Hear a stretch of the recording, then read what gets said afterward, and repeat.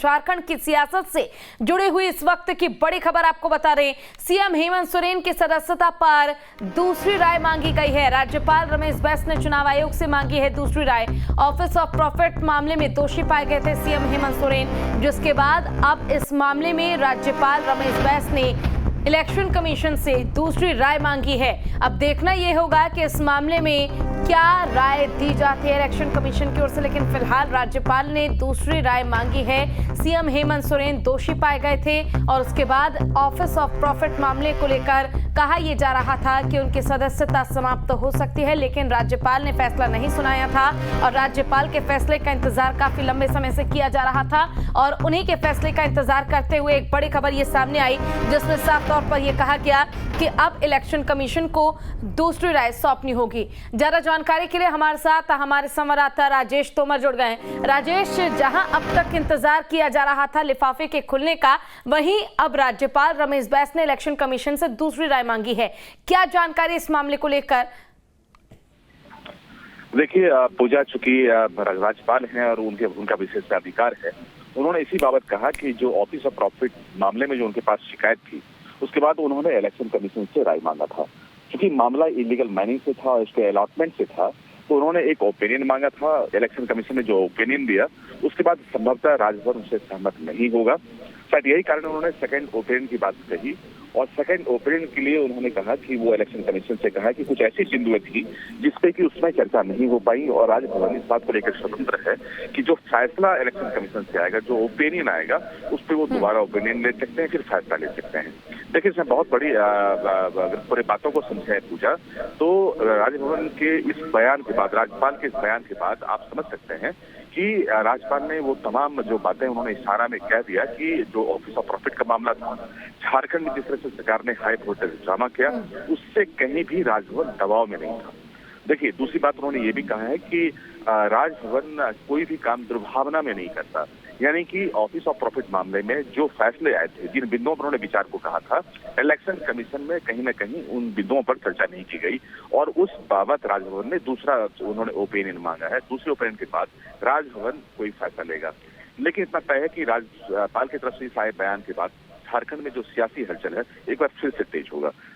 पूजा जी, देखिए, इस दौरान याद होगा जब झारखंड मुक्ति मोर्चा की ओर से भी कॉपी मांगी गई थी, जो फैसला इलेक्शन कमीशन की ओर से आया, और अब भी यही कहा जा रहा है राजेश कि जब तक राज्यपाल रमेश बैस संतुष्ट नहीं हो जाते तब तक कोई भी फैसला नहीं सुनाया जा सकता इस मामले में।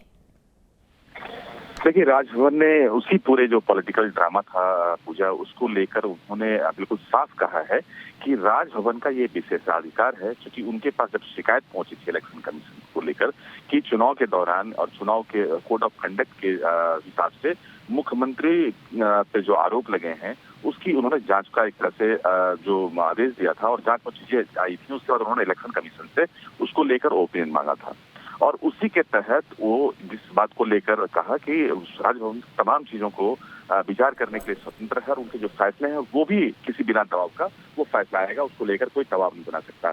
देखिए, इसमें पूरी घटना को आप देखें पूजा, तो जो राजनीतिक हलचल थी, जो अगस्त 25 में जो कहानी शुरू हुई, उसके बाद राजभवन पर लगातार उंगली उठाती रही सरकार और आरटीआई के माध्यम से भी वो फैसला लेने की कोशिश की गई। तो ये देखिए, तमाम जो कवायद थी, राजभवन को आप दबाव में नहीं डाल सकते। एक वो राजनीतिक मूव था, वो झारखंड मुक्ति मोर्चा के मन में जो डर था कि कहीं कोई फैसला मुख्यमंत्री के खिलाफ ना आ जाए, उसके बाद ताबड़तोड़ जिस तरह से कैबिनेट के फैसले हुए और उस फैसला के बाद राजभवन बहुत ही पेशेंस के साथ, बहुत ही सब्र के साथ उन्होंने जिस तरह से आज बयान दिया है, तो जाहिर है कि राजभवन एक संवैधानिक संस्था है, चुनाव आयोग एक संवैधानिक संस्था है, वो अपने तरीके से फैसला लेती है और आप उसे दबाव में नहीं दे सकते। वहीं अगर आप सरकार के लिहाज से देखें तो झारखंड मुक्ति मोर्चा अंदर से डरा हुआ था, वो लगातार राजभवन पर दबाव बनाने की कोशिश कर रहा था। अंततः जो आज बयान आए हैं उसके बाद ये जरूर कयास लगाया जा रहा है कि जिस तरह से फैसले के कैलकुलेशंस हो रहे थे, जिस तरह से हम अंदाजा और कयास लगा रहे थे, उस फैसले में बड़ा हेरफेर हो सकता है पूजा। यहाँ पर सबसे बड़ा पूरे बयान में जो सबसे राज की बात है वो ये है कि अब जो फैसला आएगा उस फैसले को वो फैसला लोगों को सरप्राइज कर सकता है, यानी कि उसका अंदाजा आप नहीं लगा सकते हैं। संभवतः जो राजभवन का फैसला आएगा, हो सकता है कि मुख्यमंत्री और जिस तरह से उसमें बवाल मचा था पूरी चीजों को लेकर, वो उससे बिल्कुल इतर ये फैसला आएगा। तो जाहिर है कि एक बार सियासी हलचल में इस फैसले को लेकर जो कयासों का बाजार है वो गर्म होगा। पूजा। बिल्कुल, देखिए राज्यपाल की ओर से साफ तौर पर कहा गया था कि मैं संवैधानिक पद पर हूं और संविधान की रक्षा करना यही मेरा कर्तव्य है। और उन्होंने कहा है, एक बयान उन्होंने दिया जिसमें उन्होंने कहा कि हो सकता है इस बार 1-2 एटम बम फूटे। यानी क्या उनके इस बयान से हम ये अंदाजा लगा सकते हैं कि एक बड़ा धमाका होना संभव है झारखंड में? देखिए, उस बयान में उन्होंने कहा कि छोटे मोटे धमाके यानी कि जो जिस धमाके की बात हो रही थी और जो कयास लगाए जा रहे थे पूजा, उसमें ये बिल्कुल साफ था कि ऑफिस ऑफ प्रॉफिट मामले में या मिसयूज ऑफ ऑफिस के मामले में हेमंत सोरेन की सत्ता जा सकती है। उन वो दीवार हो सकते हैं, यानी कोई चुनाव लड़ने पर बंदिश हो सकती है। उसके बाद जिस तरह से यहाँ पर झारखंड में ड्रामा चला, लोग यहाँ पे पतरातू से लेके लटरातू गए, उसके बाद जयपुर गए। पूरे 15 से 20 दिनों तक झारखंड में राजनीतिक सियासत गर्म रही और लगातार हलचलें रही और पूरे देश में लाइमलाइट में बनी हुई। लेकिन उसके बाद जिस तरह से चीजें सामने आई हैं अब, तो राज्यपाल ने संकेत दिया कि दिल्ली में बैन है, झारखंड में कोई पटाखे छोड़ने में बैन नहीं है। छोटे मोटे धमाके तो झारखंड में भी हो सकते हैं, यानी कि धमाका होगा लेकिन जो उसकी इंटेंसिटी है वो कम होगा पूजा।